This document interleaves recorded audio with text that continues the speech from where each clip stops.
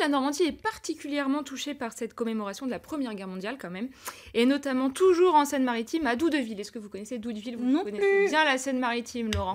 Peut-être, c'est dans le pays de Caux.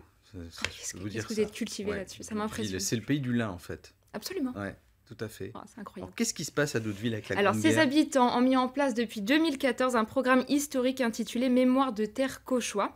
C'est un programme qui a pour but de transmettre l'histoire de nos anciens combattants. Parce qu'il faut savoir quand même que beaucoup de nos anciens combattants n'ont jamais vraiment parlé de ce qui leur était arrivé, de ce qui s'est passé, même à leur famille. Donc certains d'entre eux ont ressenti le besoin de communiquer, voyant la fin de leur vie, pour ne pas partir sans rien dire. Donc ces programmes permettent ça, avec des événements qui sont organisés depuis 2014. Et cette année, du 5 au 11 novembre, le nouveau programme historique met à l'honneur les morts pour la France, à l'occasion toujours du centenaire de la guerre 14-18. Et c'est un événement qui se concentre particulièrement sur les 17 communes qui faisaient partie de l'ancien canton, ce qui représente quand même près de 330 soldats. Donc c'est vraiment leur rendre hommage. Et ça leur a demandé un véritable travail de terrain.